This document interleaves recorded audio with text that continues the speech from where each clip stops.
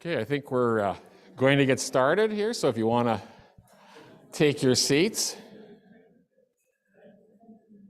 I want to welcome all of you. For those of you who don't know who I am, I'm Neil Longley, the Director of the Department of Business, and we're very, very pleased to have you here tonight. Really, this is a special night for us in business for two reasons.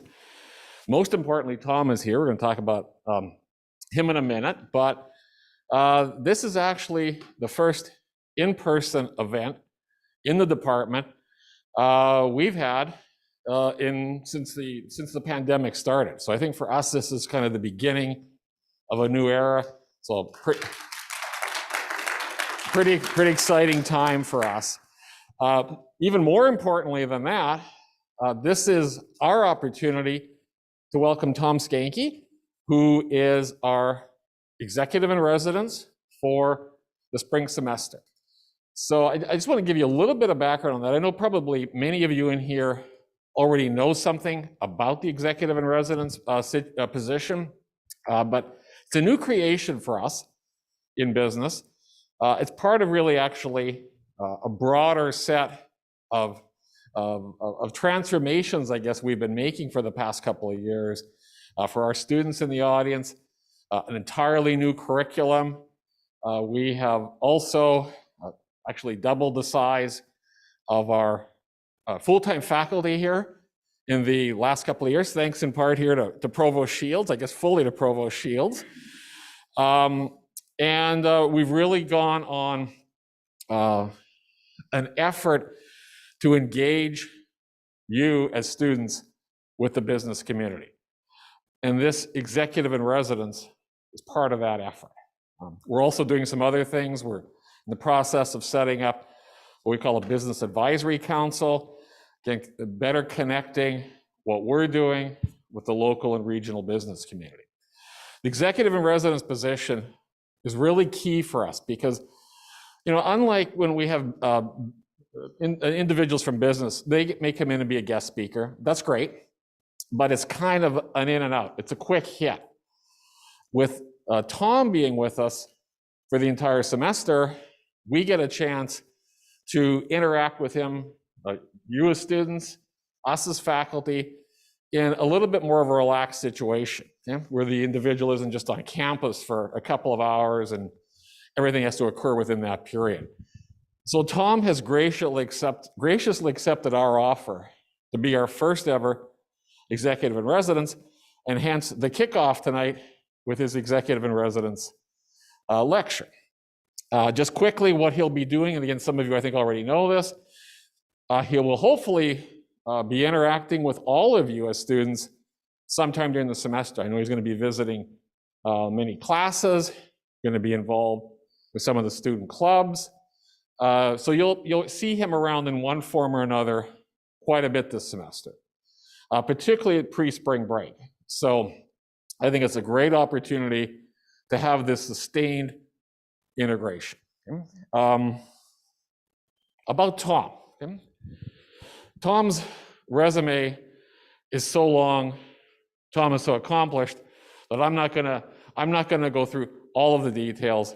Tom is a highly respected, well-known business leader in this community for decades. Let me hit a few of the high points here. Again, this will certainly not be a complete list.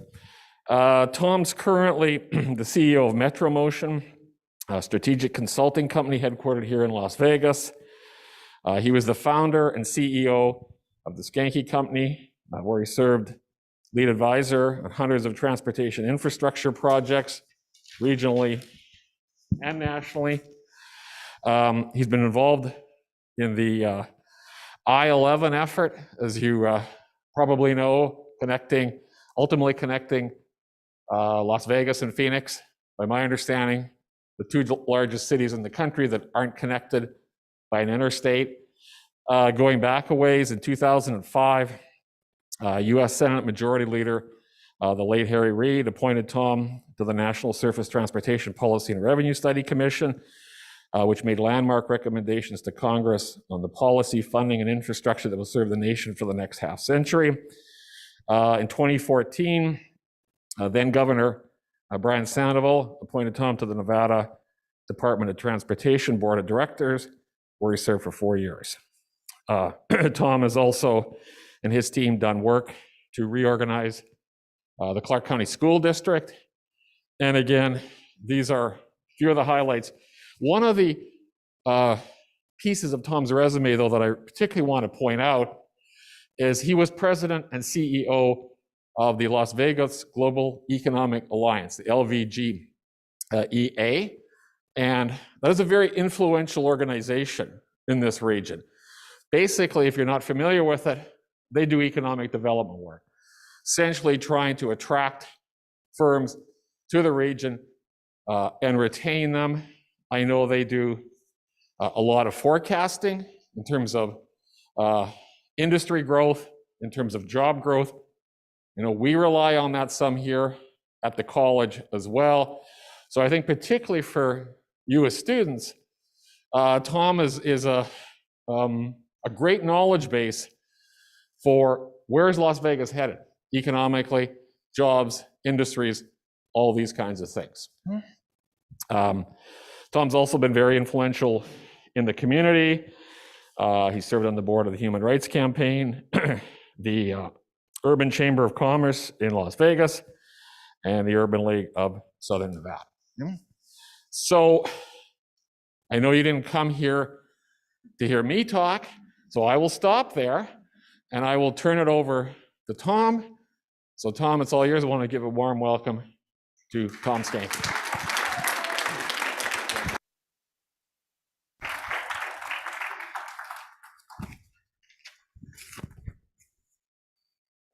Freedom. I got permission to take my mask off, so you can see that that picture was taken 20 years ago. Okay, so it's perfectly all right to laugh at my bad jokes, because this is how we're going to get through this evening. Neil, thank you for that introduction. It's been a long time since I have been called accomplished, anytime I hear someone talk about my background and my experience, I think, gosh, did I do all of that in such a short period of time? Which I guess it proves that as a business person in this community in particular, you can do a lot in a very short period of time if you just put your head to the grindstone and make things happen. I want to thank you, Neil, for allowing me and the college to be the first executive in residence. Neil and I have been having this conversation for about 18 months. We've tried to start this program that long, and when he called me in December and said, I think we can finally kick this off, I couldn't be more excited to be a part of this, to be the first. I love to be the first. It's better than being last, even though I told the entrepreneur group earlier, sometimes being last is okay, but I really actually prefer being first. And because of the pandemic and uncertainty, we weren't able to start this program until this semester. And I'm excited about it for several reasons. One, I made a commitment to 2 college professors of mine at the University of Nevada, Reno in 1985 that if I ever got to a point in my life where I could give back to students and future leaders, that I would make that commitment as a business person if I were ever successful in life. And since I have yet to be successful, I thought I would start now. Please keep up with me, people. I mean, it's a lot of work to stand up here in front of a large room like this and keep the energy going. So you can boo, you can do whatever you want. But I reached a point in my career and in my life where this is what I wanted to do. I wanted to give back, fulfill a commitment to 2 people that had a profound impact in my life and my college career. One was a retired executive from Westinghouse Corporation who was an adjunct professor who actually failed me in my class to get my attention, which I'll tell you about in a second. Nothing like getting an F in a class that you actually need to get a diploma. And another professor who was a tenured professor but had spent many, many years in the private sector. And both of these gentlemen failed me. And I went running into their office. I went into Bob Pascoe's office and I said, I can't fail this class. And he said, come with me. And so I walked down the hall and this was all set up. I had no idea. I'm a naive, 22-year-old graduating from college. And he said, just come with me. I walked down the hall and we go into Don Wynn's office because Don was a tenured professor and so he had a larger office than Bob. And which, by the way, I have an office here and I have a really big office on the corner. I've never had a corner office. It's really great. And thank you all for the corner office. I've never had a corner office. It's kind of cool. So I walk into Don Wynn's office and Don sits down and Bob sits down and they close the door and I thought, oh man, this is over. This is it. I'm not going to graduate. What am I going to tell my parents? The money is going to be shut off next week. I don't have any more student loans. What am I going to do? And I said, what about these Fs? And Bob Pascoe looked at me and said, Tom, we failed you because you aren't willing to do the mud-rucking work that's necessary to be successful. And I broke down crying. I almost did just now, and that was 40 years ago. I broke down. I said, what are you talking about? I have worked my butt off. When I came to this university, I came here on a voice scholarship. I was going to be an opera singer. And I took 4 years of business school in 30 months. How can you fail me? Because you're not doing the mud-rucking work that's necessary. You think you're the CEO, and you're not. You don't become the CEO until you earn it. And I said, you're right. I thought I was the CEO of this university, and I'm just a student. And that was a life-changing experience for me. And that's when I made a commitment to two gentlemen who profoundly changed my life and my outlook on who I was as a student and where I wanted to go as a professional. That life-changing moment is what brought me to where I am today and why I'm standing on this campus with you all participating in a program that I hope to have a profound impact on your educational experience and where you go in your future. Had it not been for those two gentlemen being really forthright and honest with me, I probably wouldn't be here today. And that wouldn't be very fulfilling for me. So I am more than excited to be on this campus because I get to fulfill a commitment and I get to fulfill and be a part of your learning experience and share. By the way, I'll be probably the only business person in your life that will tell you all of my failures. Most business people only tell you their successes. You only learn from your failures.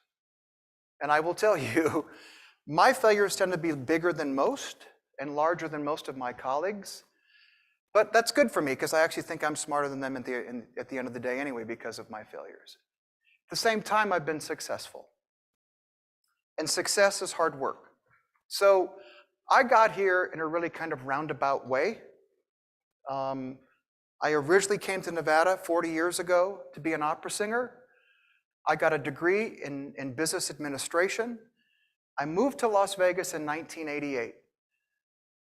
In August of 1988, as a matter of fact, and I was going to be here 3 months, and I've been here 33 years, and it's been the longest 3 months of my entire life. I finally got one. Good. All right. But this community has been extremely, extremely generous with me. I was telling the Entrepreneur Club, Entrepreneur Club, I just want to make sure, earlier, that Las Vegas this Southern Nevada region is a place that if you work hard and you're determined, it will give you a chance to be successful.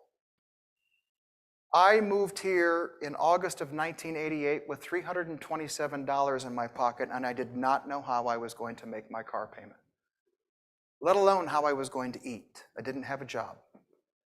But I knew I needed to be here for some reason. And then I got a job on a campaign, a US Senate race. We lost, and I was out of work again. And I didn't have the $327 in my pocket. I then became the development director. I took all of my political connections and became the development director for what was then the Lead Discovery Children's Museum. And I helped raise about $3.5 million in 22 months to open up that museum full of exhibits with a full-time staff. And in the back of my head was something that my father had been telling me since I was about 6 years old. You sign the checks, you make the decisions, you run the company. And at 27 years old, I started my own business with no clients. And my very first client was Station Casinos, and that's how I got into the transportation space, which is truly my passion next to opera. I should have been an opera singer, but there's like 5 million tenors in the world, and I just didn't want to compete with that. I thought I could do better in politics. Like I said, I thought I could do better in politics. Talk about rat eat rat. So I've been labeled in my career a visionary. And I like to fancy myself that because I am. I tend not to fit inside of any type of structure. So when the provost said I could take my mask off, I thought, you know what, I don't care, I'm taking my mask off anyway, because that's structure, and structure is dangerous to someone like me. Primarily because I'm a disruptor. And most entrepreneurs are disruptors in business, right? I mean, we were talking earlier tonight, think about some companies that have been disruptive. I'll give you a couple of small ones. Amazon and Tesla. Disruptors, right? People love to criticize Elon Musk, but I'll tell you what, when he tells you to buy Dogecoin, I suggest you go out and buy it. And if he says he's going to dump it, I suggest you get rid of it, right? So those disruptors in marketplaces is actually what changes the world. So in every presentation that I make, I usually start with my favorite quote from Albert Einstein. And Albert Einstein once said, "We must change our current pattern of thought in order to solve the problems we've created with our current pattern of thought." And so I'm going to challenge each and every one of you as individuals enrolled in this college to tonight go on a journey with me of changing your current pattern of thought. I've told this story a couple of times today, one to the president and one to Neil, so twice. Back in 2000, when this college was being considered, the first conversation was Henderson State College. And the politics around that was really quite interesting. And at the time, the Speaker of the Assembly represented Henderson. And because of the politics from Northern Nevada, we ended up with Nevada State College. But I'm going to tell you that we had to change a lot of people's pattern of thought. And I remember the speaker, Rich Perkins, calling several of us lobbyists at the time into his office.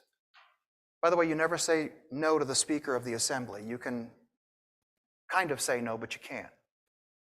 But he created his own lobby corps of support and assigned us specific legislators to talk to help approve this college. And 20 years ago, we were all recruited, and I'm standing in a room because of a conversation that happened 20 years ago, because of disruption, because it wasn't a normal conversation to have. And what stands before you today is opportunity in a college that is agile and flexible. So I'm hoping tonight and throughout this semester that I can assist in changing your pattern of thought. So in that, this is the class participation portion. There'll be 2 this evening. I want you to think about Southern Nevada as a region. And as you think about this region, I don't need anyone to raise their hand, but can anyone in this room tell me what the #1 industry is in Southern Nevada? Don't all talk at once. Service is good, but I've asked the question wrong. You're right, it is the service industry. I apologize. What's the #1 economic driver in Southern Nevada? Casinos, hospitality, tourism, right? Good. What's the #2 economic driver in Southern Nevada? Mining is #2 in the state, but in this region. Good answer. Good answer, but it's right around #4 or 5. I'm going to give one more chance. The #2. Construction. Who said that? Exactly. Now, those two industries, those two sectors, have a codependent relationship, right? When tourism is doing great, we're building more houses, more buildings, more opportunities, et cetera, apartments so that people can live, right? And the construction industry is flourishing. What happens when the tourism economy drops? Construction drops.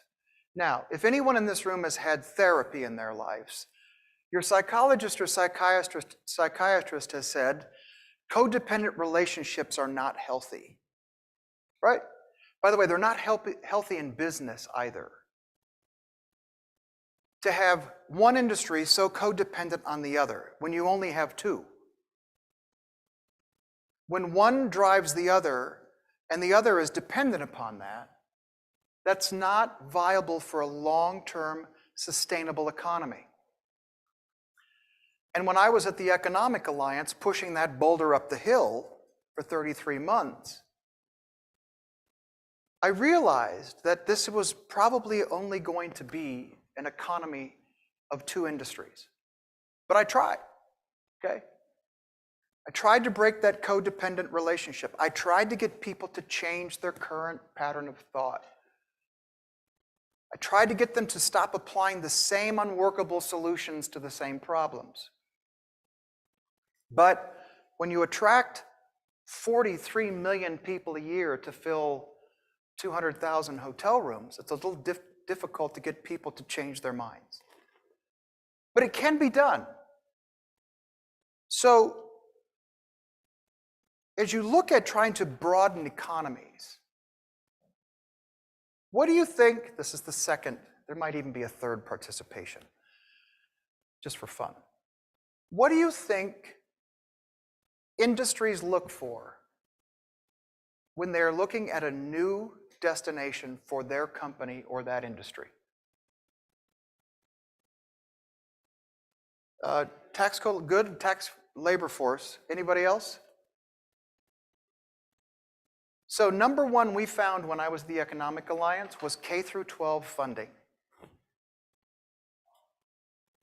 #2, educated workforce. We live in a region, by the way, I'm not criticizing what we have here. We live in a beautiful community. As Neil said earlier today, it is not 75 degrees where I grew up in Sioux Falls, South Dakota today, okay? And I love my state.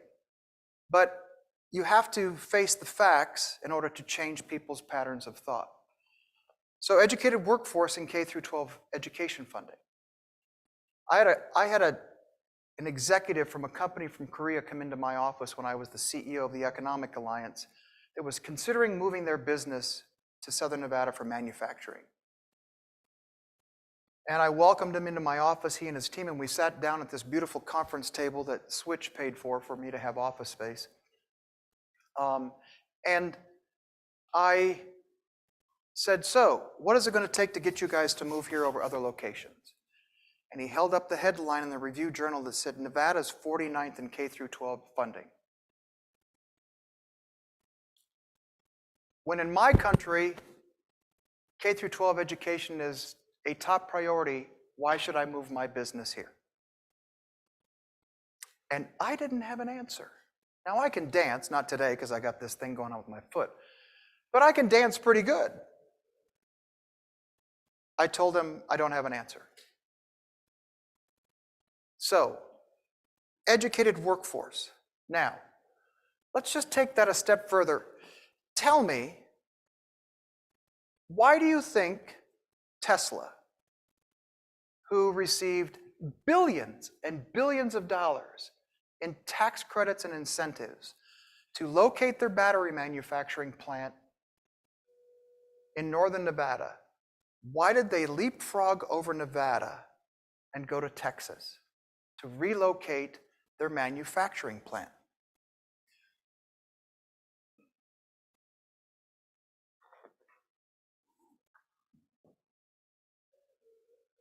Bingo. Critical mass of educated workforce. They are creating vehicles, and we don't have the workforce, nor, by the way, is anyone offering an education in electric vehicle engineering, which I'm going to get to in a second. So, if you want to attract industries, you actually have to offer those companies what they are looking for, which I believe that is an opportunity for your college, which I will also get into in a moment. Remember when I said earlier, flexibility, agility, right? That presents opportunity that the universities don't have. Your youth, your vitality, your flexibility, and your agility may offer some interesting opportunities that no other institution in the state can offer. So, if you look at that leapfrog mentality, by the way, we get leapfrogged a lot. I can tell you, I don't mean this to be disrespectful, but I'm at a stage in my life where I can actually say what I want to say because I can. But when we as a region announce a company that relocated here with 30 new people, like big deal. We need to attract industries with 400,000 people. So during the pandemic, I did some research because I had nothing to do besides smoke cigars and sit at home on my patio. I highly recommend you don't do that, but it was fun for the first year and a half. I actually sat down and did research, like why isn't Atlanta suffering? Why isn't Chicago in worse shape than we are? They were shut down, but their economies were thriving. They still, by the way, LA was shut down, but they were still thriving. There's still cranes in the air. I mean, today in downtown Atlanta, 2 years post-pandemic, there's like 12 cranes downtown building apartment buildings. I was doing work in Seattle, right in the heart of COVID world, in Kirkland, Washington, at the beginning of the pandemic. And downtown Seattle had 12 cranes. We had none. And we didn't have any, and they did because they have industries. But here's what they have that we don't. Atlanta has the CDC, kind of a big deal during a pandemic, right? Like those people are working. They have NIH, National Institutes of Health, also kind of a big deal during a pandemic, right? They have a Federal Reserve Bank. They make money. It's always good to be around money. They have Coca-Cola, Delta Airlines, Home Depot, right? So I started looking around. LA has Department of Homeland Security, military installations. And I thought, what does Nevada have? Nellis Air Force Base, Creech, and Fallon Naval Air Station. When our economy drops, we don't have other industries that pick up. So we have to change our pattern of thought. Why? So that you all don't become the workforce of tomorrow somewhere else. If we're going to educate you here, then it's my responsibility as a business leader, just so I can say it again, to use Neil's term, accomplished. Love that. Recognized also, I think is what he said. Recognized, I'd like to be recognized. But we as a business community have a responsibility to provide you the future of our economy, opportunities to other industries besides tourism and hospitality. Nothing wrong with that industry. Those are great jobs. But not everyone is going to be the CEO of Caesar's Palace. They're not. We don't have a lot of C-suite jobs. In fact, a lot of my friends that I went to college with, when they graduated from college with straight A's, ended up parking cars at El Dorado Hotel Casino for more than what I made my first year out of school. In fact, I made more in college working than I did my first year out of college with a bachelor's degree. I went from making $1,200 a month as a student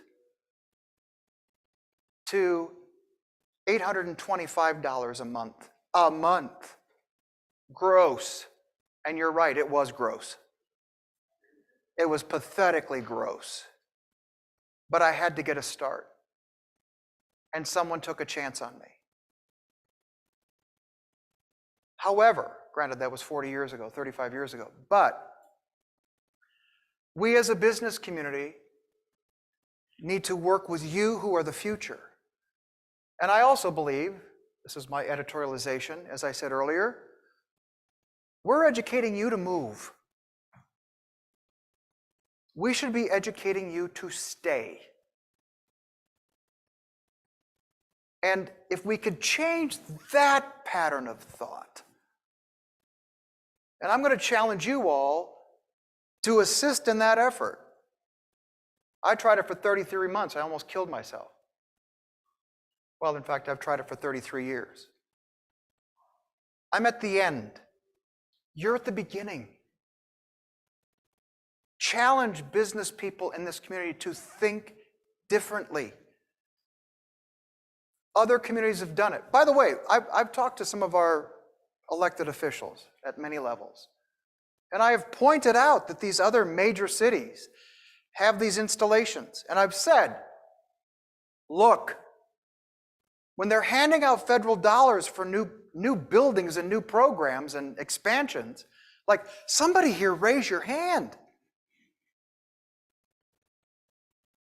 Because federal government grows every day. Think for a minute, when was the last time they actually stopped a federal department? They don't. They only expand. So changing that pattern of thought is vital for your future. And I challenge you to change that pattern of thought. Because this business community could be a lot more vibrant than just two codependent drivers. Now, I rarely look at notes, but all right, so this is a smackdown, and it's just kind of fun just because, again, I'm retired, and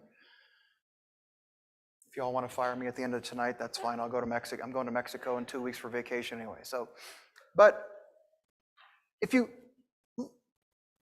go back about 5, 6 months, maybe it was 8 months ago, the headline in the Las Vegas Review-Journal was, UNLV announces, you ready for this? A bachelor's degree in online gaming. Wow! I was sitting in my house and I said, yawn. Like another gaming program. Okay, well, you got that, right? But wait, there's more.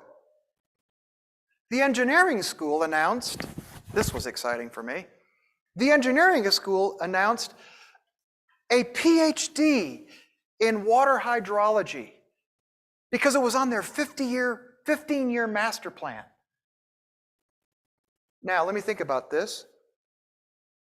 Water hydrology has been around like 300 BC. If you've not been to Petra in Amman, Jordan, that was the first flood channel ever constructed. Okay? That flood channel is about 9,000 years old. It's beautiful, by the way. So we've done hydrology. But those are emerging technologies? Those are emerging industries? Ooh, something new in gaming. Yeah, okay, well, we know that. What if, and I've had this discussion with Neil and others, but what if we actually thought outside of our normal and said, where's the world going? Where are they kind of like reinventing themselves? And so I want to ask you all this. I have this philosophy. You surround yourself with younger, smarter people because you all have more access to information. What those of us, I hope over 50 have is wisdom. You have knowledge, you have data, you have information. We have experience. By the way, I'm going to tell you something. Listen to your professors. This is going to be my soapbox speech for tonight, then I'll be off of that. You know when you're a teenager, you don't listen to your parents, right? You're like, oh God, there they go again. Listen to your professors. I wished I would have done a better job of that. I should have studied more and I should have listened to my professors. They have wisdom and they have experience. And they're sharing that wisdom and experience with you as students. Absorb it like a sponge. Do not take it for granted. They're here today and we can all be gone tomorrow. So when your professor makes a suggestion, please take the suggestion. They're only trying to help you become better and improve as a student, but as a future business leader. That's my soapbox speech. So,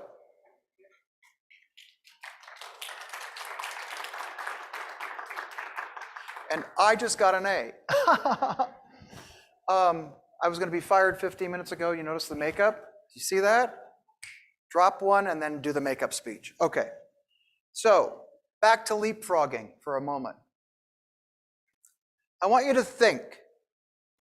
I'm going to challenge you to think about what an emerging industry is in the world today. Give me one. And it can't be cannabis, and it can't be gaming. If anybody says sports betting, you failed.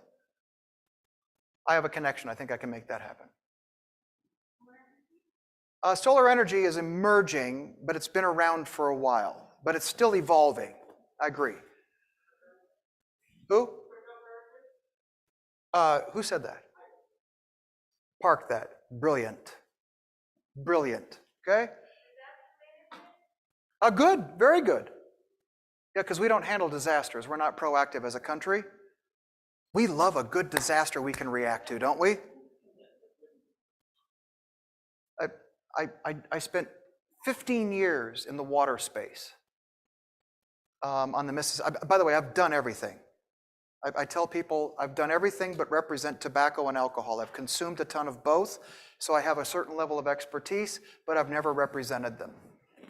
But I spent like 12, 15 years in the Mississippi River.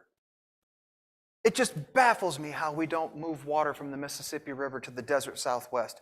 When 700 million acre feet of water goes down the Mississippi River every year, in a flood year, 400 million acre feet every year, and we can't get a gallon. Yet, if there's a flood, just for the record, you got me off on a tangent, I apologize. But if there's a flood and two guppies have babies in a pond, it's now a habitat. So we have to relocate the fish. When it was originally agricultural land, it's billions of dollars of impact. So good answer. Sorry I went off on my rant. Back to cryptocurrency. Another emerging industry. I want to give you a hint. It's not electric vehicles, but Tesla makes them.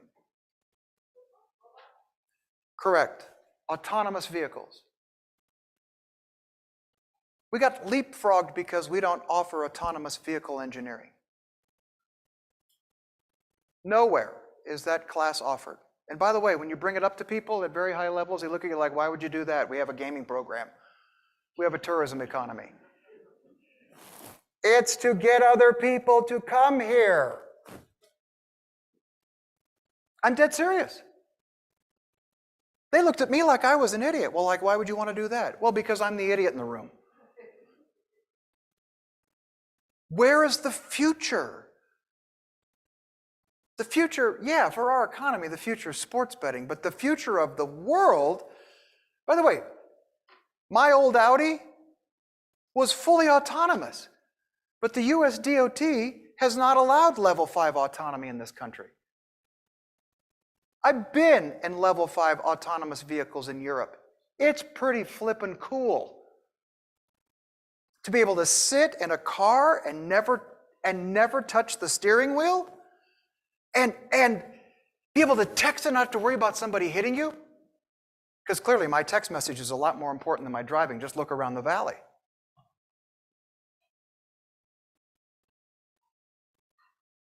So why aren't we, with the largest battery manufacturing facility in the world, with the largest data center company in the world, headquartered here, offering autonomous vehicle engineering anywhere in the state? Because we got that online gaming program. We finally got that hydrology PhD program that we've been waiting for the past 15 years. God damn it, we're going to get them engineers in here for water. Newsflash.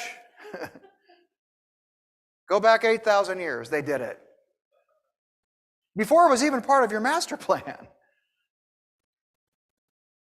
See, you have to change your current pattern of thought. Now, I don't set curriculums, I don't set budgets, but I know this. If I were talking to a group of future business leaders in this community, I certainly would be telling them someone should be talking to leadership within their university or college to offer that program. Be the first in the marketplace to attract new industries. You can be first or you can be last. By the way, being last sometimes works. In technology, it's better to be first. Now, cryptocurrency. Interesting space. Just for the record, I've lost a lot of money there, but boy, have I learned a lot. It is the future. How many of you have bought or sold or watched any cryptocurrency in the last 3 years? Okay? How many of you have actually bought some? How many of you have made money? That's why I can retire. Cryptocurrency is not going anywhere. In fact, if you change your pattern of thought, if you go into most like mom and pop coffee shops in Southern California, they do not take cash. There are places here that don't take cash. MGM Resorts takes Bitcoin. Most of the large gaming properties take Bitcoin.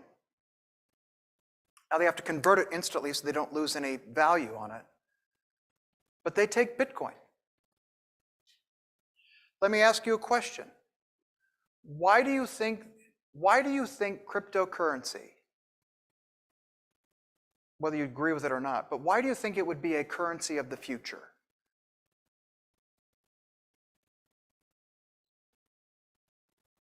Counterfeiting.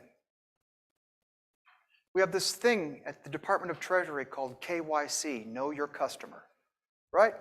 You have to track every dollar. It's why they love it when you use an ATM card. It's why people are going cashless. I had a friend that used to be a Secret Service agent who worked in FinCEN, which is financial services and money laundering and all of that for the Department of Treasury. And he told me, after the new $100 bill came out a few years ago, remember the new one, the pretty one, right? Everybody was all excited about this new $100 bill because you couldn't counterfeit it. Within 5 minutes, there was a counterfeit $100 bill on the market that looked just like it.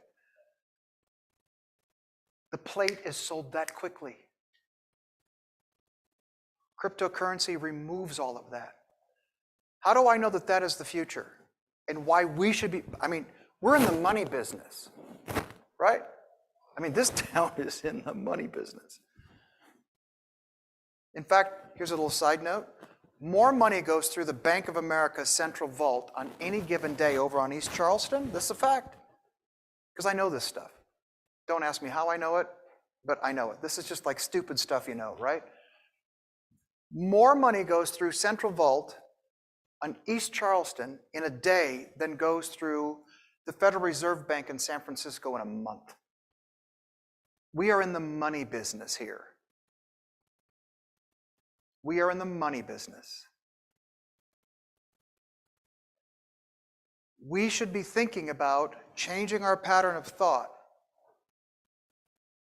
and teaching our students how to become experts, not just in cryptocurrency trading, but cryptocurrency regulation, how to become that banker. And you know how I know that? Not because I'm brilliant or I'm smart. By the way, I don't do coming attractions because that's not a good thing to do.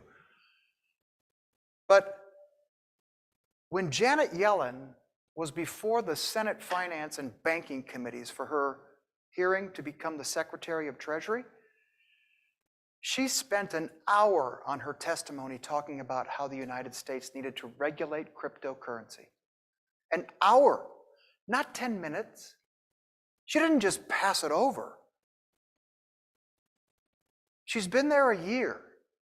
What has been done? Now let me tell you how Congress works. And these are the jobs of the future, right? These are, I'm not giving you a lecture on what's wrong. I'm saying this is the future.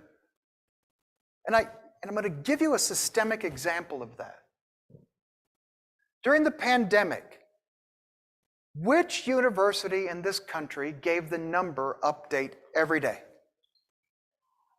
Right, they made a strategic decision to say, we will be the experts. And what did they do? They probably got something like $40 trillion from the federal government to collect that data. They got this huge grant. I don't know what the number was, but they got a grant to actually do it. They made a strategic decision to be the institution to collect the data. I think that's pretty smart. And then they got paid to do it. Even smarter. They changed their pattern of thought and said, we're going to become the global expert on those numbers. And then here's the big part. They got a grant from the federal government to become the experts. Now, I'm going to be a bit flip for a minute, see if I can get a laugh, because I need it just for my own energy. I met with some people who were interested in the medical school here in Southern Nevada. Not the founders or the visionaries. I just met with some people, and I thought it would be interesting to ask the question, because I like to be provocative, because I'm bored during the pandemic and I'm semi-retired, and I thought I have nothing else to do, I'll just meet with some people. And I said, so what do you guys want this university medical school to be? Answer, by the way, I can't make this up. I can't. The answer was, well, we haven't really thought about that. We just wanted a medical school here because Reno had a medical school. Now that's strategic. And very Las Vegas typical. We got Thomas and Mack 300 years ago. Reno, UNR had to get Lawler Event Center. right? They had a medical school, we had to get the law school. Well, wait a minute, they got a medical school, we need a medical school. Not, is it strategically smart to do it, and what other industries do you attract around it? It was, they have one, we have one, we're the biggest city, we should have it. No, what do you want it to be, and what ancillary industries that you all can work in, right? Can you attract? What research facilities? Have you been to Scripps Hospital? Have you been to ASU? If you have your phones, I want you to Google a company. It's called Lucid Air. Lucid. By the way, I highly recommend you buy that stock. I have nothing to do with them, but this is a company of the future. This is not a sponsored ad. I'm not being paid, reimbursed, or endorsing. Look at that electric vehicle. They're going to put Tesla out of business, mark my words, because I think Tesla will get acquired. And if you look at Lucid Air's vehicles and their technology, I believe their CEO or their COO is actually a former Tesla executive, and they are raising money left and right. Brilliant company, great business plan, and the vehicle's amazing. Now, why do you think they are headquartered in Phoenix, Arizona?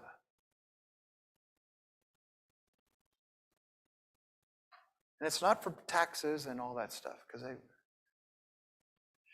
ASU actually offers a program in autonomous and electric vehicle engineering design.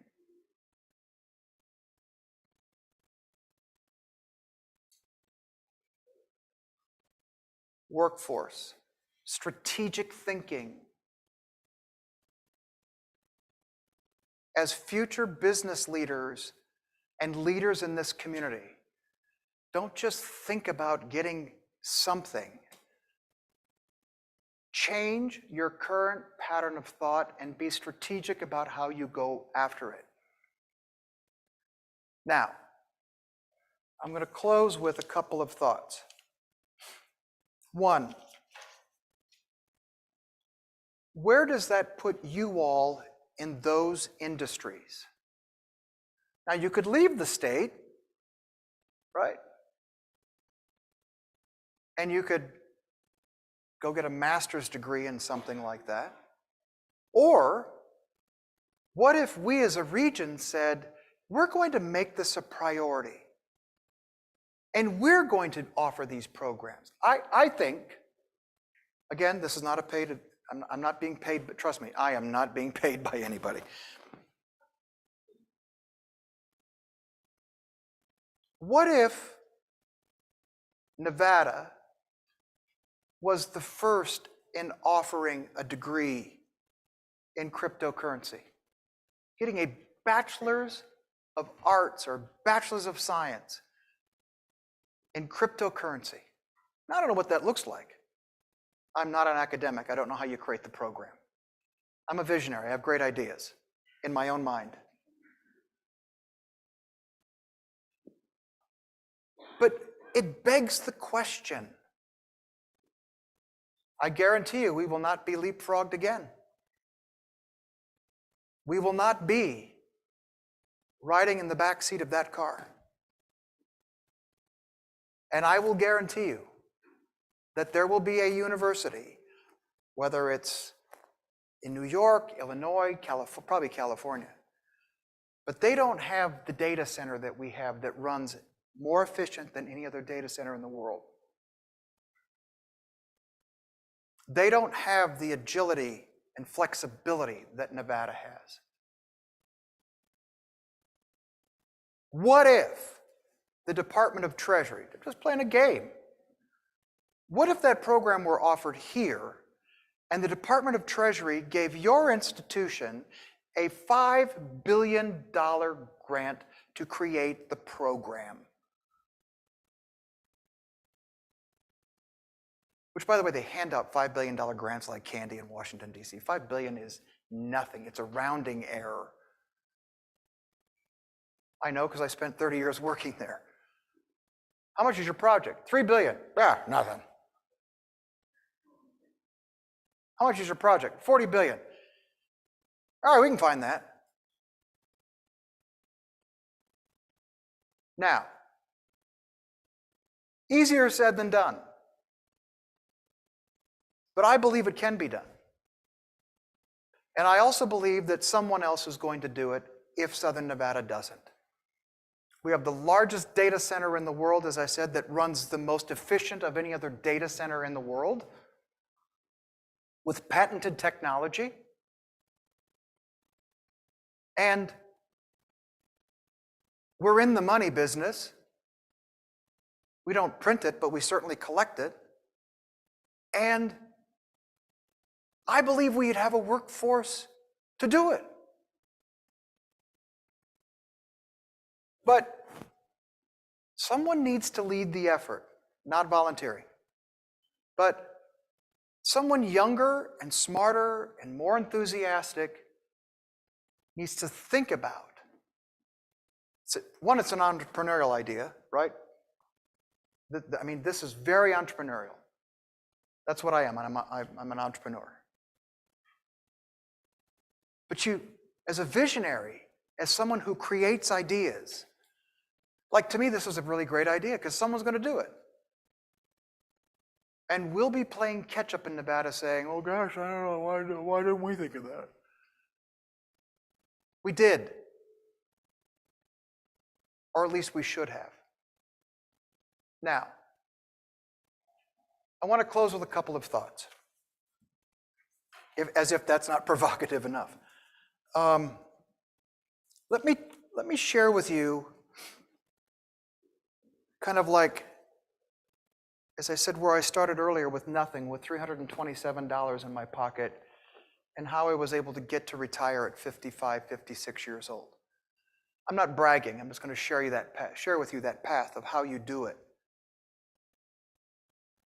Because I know your professors are telling you to do this, and so because of the parent syndrome, I'm going to back them up. I'm teaching a class at UNLV this semester in public affairs. And I clearly am really popular because I had 4 repeat students from last semester who I don't think I learned a thing from me, but they obviously thought they did. And so they signed up for my class this semester. And I was having a conversation with one of my students who I had last semester and this semester. And part of their assignment is I've pre-assigned their final exam. And I did it in the second class. And the final exam is they have to create for me a public affairs / lobbying advocacy strategy that includes all of the elements that I'm teaching them throughout the semester. But they have to pick the topic, and they have to tell me how they're going to do it, and they have to then present that to me as if I'm an elected official. So I was talking to a student over the weekend who called, and we're going through his topic. And I said, so what's your career path? Where do you want to go after this master's in public administration? And he told me, he shared with me. He said, how are you going to get there? His answer was very honest. I don't know. What? He said, I don't know. Okay, I appreciate your honesty. Do you have any connections with this group? No. Do you have any connection with this group? No. You grew up here? Yeah. So you don't know how to network?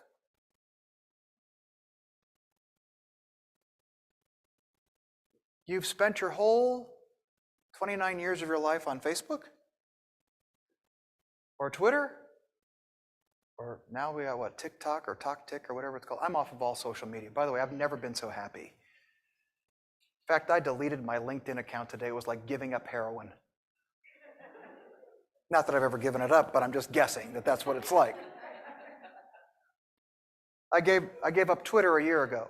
I've never been so, by the way, I've not watched any US news since January of 2021. I am the happiest I have ever been. And I'm a political junkie. Like, I'm the guy throwing stuff at television sets going, oh, you're full of shit, right? So, knows nothing about how to network. By the way, that's across the board with my students. You want to get a job? Meet people. You want to be an entrepreneur and you have to raise money? You got to pick up the phone and talk to people. I'm not saying that I am the success story, but I think retiring at 55 is a pretty young age. Of course, nobody wants a 60-year-old white guy anymore. I'm too expensive and my health insurance is too high. But the reality is, I networked. I busted my hump. I literally wore holes in my shoes meeting with people. And I worked hard. I went to every rubber chicken dinner I could go to. I wrote every $50, and as I got more successful and my company grew, I wrote every $50, $100, $5,000 check to a political fundraiser or a charity that I could write where I could be seen. And you'd be amazed in the political environment in this town what a $25 check will get you in this state. You can meet your US Senator for 25 bucks. In California, it's like 25 million and then you can get a meeting. That's not a joke. Kind of a sideline. I said to Senator Reid one time when I was in Washington, D.C., I was meeting at his office in the Capitol, and I said, he said, Tom, what brings you to D.C.? Which I thought was kind of funny because I had a practice in D.C., but I didn't go into his office every day. I said, well, I'm here working, blah, blah, blah. He said, anything I can do for you while you're here? I said, you know what? I'd like to meet Dianne Feinstein. He said, so would I. I said, what do you mean? He said, Tom, she has 35 million constituents. Like I can do a lot of things for you. Like, would you like to go to the FBI building or maybe a tour of the Capitol? She has 35 million constituents. Good luck with getting that meeting. That kind of put it in perspective for me. He was being a bit flip. I mean, he could have made it happen, but think about it, right? Go to political fundraisers. A great program, one of the best programs in this community. By the way, it's no secret, I'm not a fan of the Chamber of Commerce. And if you don't believe me, just Google me. But one of the best programs is Leadership Las Vegas. I think that is one of the greatest things that has ever happened to this community. And I think now they have a, I want to say young executive program. And then there's another program below that. Like, get involved. You're the future. Go to the Latin Chamber of Commerce. Go to the Asian Chamber of Commerce. Go to the Urban Chamber of Commerce. Go! I am proud to say that I was the first non-African American, Caucasian, elected to the Urban Chamber of Commerce Board. I wear that with a badge of honor. And that board today is the most diverse board of any other business board in this community.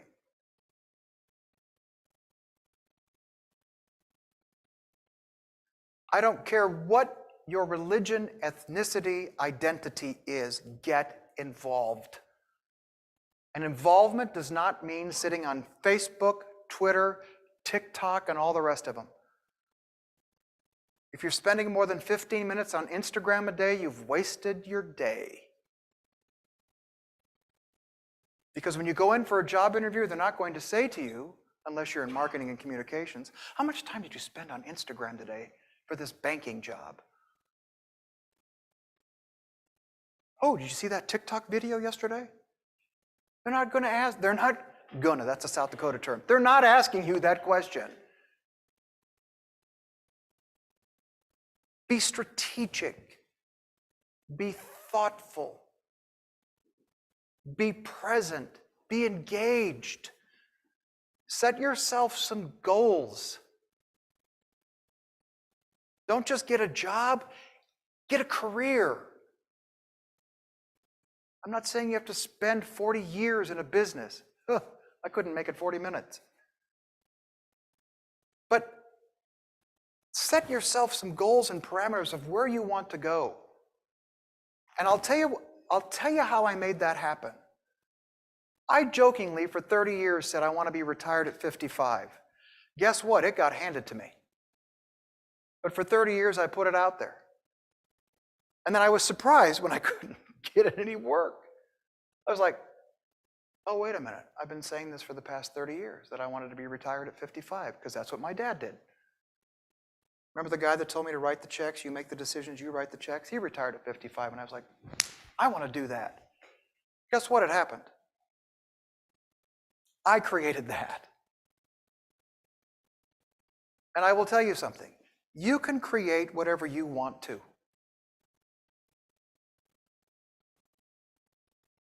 Change your current pattern of thought in order to solve the problem you've created with your current pattern of thought. I'm going to leave you with this. Words matter.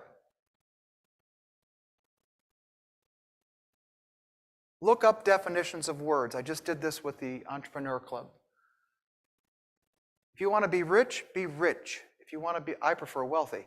If you want to be wealthy or have wealth, then look up the definition of the word and become that. If you want to be a strategist, look up what a strategist does. If you want to be an entrepreneur, look up the definition of the word. Don't just talk about it. Words have meanings for a reason.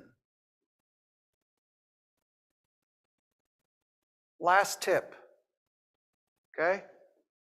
This is not going to go over with your faculty and your professors. It's not. So I don't even know how I'm going to get the makeup speech for what I'm going to say next. No one has ever asked me for a reference on a memo that I have written in my entire life. It's a structure you should learn. More importantly, learn how to actually write a memo with correct grammar. I mean, try to formulate a sentence that people can actually understand with the same tenses of verbs. My last piece of advice, and I tell this in all of my public affairs classes. Never put anything in writing in a text or an email that is not, you are guaranteed, will never show up in a deposition or the media. Think before you push that button in your job. Think before you push that button with that text message to your significant other, your friend, your sister, your cousin, whomever. Think, because it's never coming back. And having been through a few depositions, I can tell you, they reappear. So in business, be smart, be strategic, work hard. Take advantage of this time as being students and learn as much as you can from these individuals. And people that are willing to come in and volunteer with a program like this. It's vital to your future. Neil, I want to thank you for the opportunity to speak this evening. I am the last person that wants to be between you and your dinner or a beer or meeting your friends or anything like that. I'm excited to be here. I'm very accessible to any student on campus that is interested in having a conversation. And I will be here every Tuesday on campus for the next 5 weeks. So any student that wants to come by and have a conversation, I have this beautiful office, corner suite, with this amazing view of the Strip for about another month. So I'm in room, 306? 306. So thank you very much. I appreciate your attention and your giggles, and hopefully I'll get to see you all soon.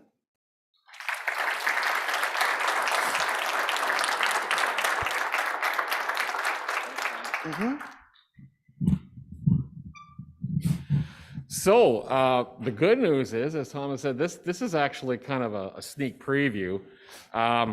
It's sort of the beginning and not the end. With Tom being around, particularly for the first half of the semester, we really hope that you as the students can get a chance to spend some time with Tom, either in your classes, student clubs, I'm sure Tom, welcome to drop into his office on the Tuesdays, not necessarily even with an appointment. So that's part of what we're trying to do here, is make this easier for you as students to have access to someone with Tom's experience. Great lecture. To me, a lot of compelling things there, very entertaining. Thank you, that's what I wanted. So, as I say, this is not the end, this is the beginning.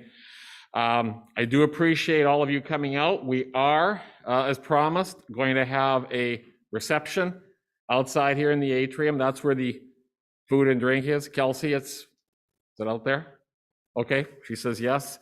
I've been told due to COVID reasons that once you get your food and drink, please take it outside, outdoors. There's some tables set up out there. So that's where we want to kind of congregate after you get everything. I'd be remiss if I didn't thank a couple of people that have done a lot of work to put this on. One of them is Kelsey Morris right at the back. Kelsey has been the logistics person here. And the other is Jenna Russell. And Jenna has done an amazing job. She's our student worker. She's been with us 2 years, and she does all the fancy promotional material that we turn out. So thanks to Jenna, thanks to Kelsey, and thanks again to Tom. Okay, great. Hopefully we'll see you outside and you can chat more informally with Tom. Okay, thanks again for coming out.